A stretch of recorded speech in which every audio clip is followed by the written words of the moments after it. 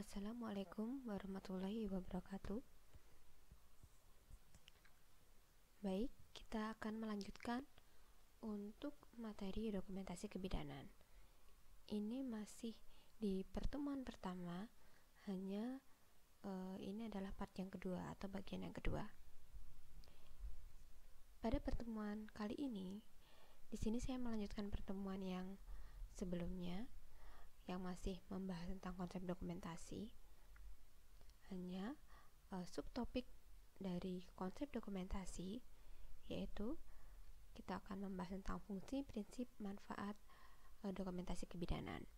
Harapannya adalah setelah mengikuti pembelajaran ini, mahasiswa atau peserta didik mengetahui fungsi dari dokumentasi kebidanan, prinsip dan manfaatnya dokumentasi kebidanan itu apa saja.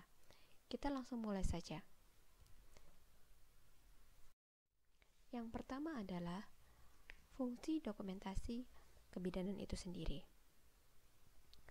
Jadi di sini untuk fungsi dokumentasi kebidanan merupakan sistem pelayanan kesehatan yang berkembang lebih luas, lebih birokrasi, dan meningkat menjadi lebih kompleks sehingga informasi yang lebih luas dibutuhkan untuk menunjang sistem ini. Bidan yang profesional atau tim kesehatan pada umumnya perlu untuk membuat catatan pasien sesuai dengan informasi yang diinginkan. Jadi fungsi untuk dokumentasi kebidanan itu sendiri, yang pertama adalah bentuk tanggung jawab seorang bidan. Sebagai profesi bidan, kita harus bertanggung jawab dengan cara salah satunya yaitu mendokumentasikan asuhan yang sudah diberikan kepada pasien. Selanjutnya adalah perlindungan hukum. Jadi dengan dokumentasi kita akan bisa mempunyai bentuk perlindungan hukum. Misalkan nanti ada pasien yang menggugat ataupun yang lainnya. Kemudian mematuhi standar pelayanan kebidanan. Jadi dengan melakukan dokumentasi kita sudah mematuhi standar pelayanan kebidanan. Kemudian efisiensi kegiatan dan pembiayaan asuhan.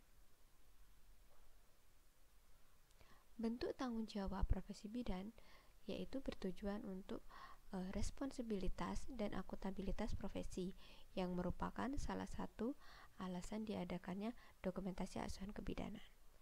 Ini seperti yang saya jelaskan tadi bahwa dalam dokumentasi kebidanan ini sangat membantu apabila nanti ada pelanggaran, ada kegiatan malpraktik ataupun ada pasien yang melakukan penggugatan.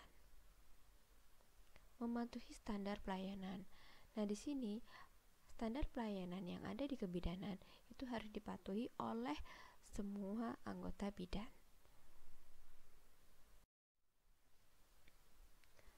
Yang untuk prinsip dari dokumentasi itu sendiri, sebelum ke prinsip dokumentasi itu sendiri akan saya tambahkan lagi terkait materi fungsi dari dokumentasi itu sendiri, yaitu catatan pasien untuk juga dihitung sebagai akreditasi itu sangat penting memang. Kemudian sebagai keperluan asuransi, kemudian sebagai perencanaan anggaran dan keuangan itu juga masuk di fungsi dari dokumentasi. Kemudian selain itu juga fungsi dari pendokumentasian ini dari referensi lain saya tambahkan ya, sebagai data atau fakta yang dapat dipakai untuk mendukung ilmu pengetahuan.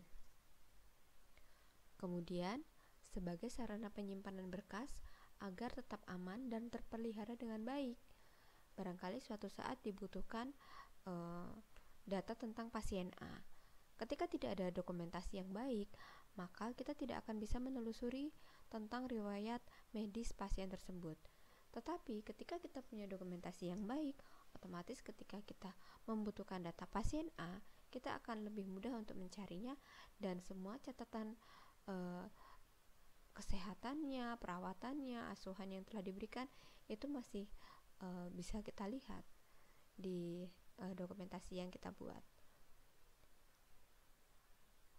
Oke, kita langsung ke prinsip dari pendokumentasian.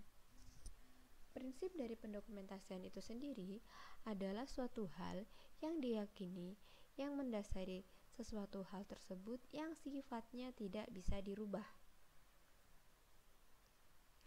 Jadi, untuk prinsip dari dokumentasi itu sendiri, kalau dilihat atau ditinjau, itu dari banyak aspek, mulai dari administratif, kemudian ekonomi, hukum, edukasi, kemudian penelitian. Oke, kita lihat yang pertama untuk nilai administratif itu sendiri. Di nilai administratif itu sendiri, jadi dokumentasi itu memiliki nilai administratif. Sebuah dokumentasi harus dapat dijadikan sebagai pegangan hukum bagi rumah sakit, puskesmas ataupun pelayanan kesehatan lainnya, kemudian petugas kesehatan maupun pasien. Selanjutnya adalah mempunyai nilai ekonomi. Semua kegiatan pelayanan medis dan pelayanan kebidanan akan menggambarkan tinggi rendahnya biaya yang dikeluarkan pasien dan juga rumah sakit itu sendiri. Kemudian memiliki nilai hukum. Rangkaian pendokumentasian kebidanan yang kita lakukan merupakan alat pembelaan yang sah apabila terjadi gugatan dari pasien atau dari keluarga pasien. Kita punya pegangan. Misalnya, ada suatu kasus, pasien tidak mau dirujuk. Kemudian, pasien sudah menandatangani itu berkas inform konsen bahwa tidak mau dirujuk. Dan ketika terjadi sebuah kegawat daruratan dan nggak mau dirujuk, kemudian berakibat fatal, otomatis pasien tidak boleh menggugat. Karena apa? Karena pasien sudah menandatangani berkas inform konsen itu dan bidan sudah mempunyai buktinya. Gitu. Jadi bidan tidak bisa disalahkan dalam hal ini. Itu contohnya. Kemudian memiliki nilai edukasi. Informasi yang terdapat dalam dokumentasi harus dapat dipergunakan sebagai referensi atau bahan pengajaran sesuai profesi masing-masing, khususnya bidan. Kemudian mempunyai nilai penelitian. Data yang terdapat di dalamnya dapat dijadikan bahan atau objek riset dalam pengembangan profesi kebidanan. Kemudian kalau dilihat dari teknik pencatatan dokumentasi itu sendiri, jadi dokumentasi ini masih dalam prinsip dokumentasi. Kalau ini ditinjau dari segi isi yang ada administratif sampai penelitian, kemudian kalau ditinjau dari teknik pencatatan, maka menuliskan dengan tinta idealnya adalah boleh tinta hitam ataupun tinta biru, tapi tidak diperbolehkan menuliskan dengan pensil karena nanti akan mudah hilang. Kemudian pastikan data pasien itu terisi dengan lengkap, diikuti dengan nomor register tentunya. Menuliskan menggunakan singkatan dan simbol yang telah disepakati oleh institusi untuk mempercepat proses pencatatan. Misalnya, nama pasien Nyonya ditulis NY. Kemudian nama suami Tuan ditulis TN. Tapi yang sudah sesuai dengan kesepakatan. Menulis catatan selalu mencantumkan tanggal, waktu, atau jam tindakan observasi yang dilakukan sesuai dengan kenyataan dan bukan interpretasi.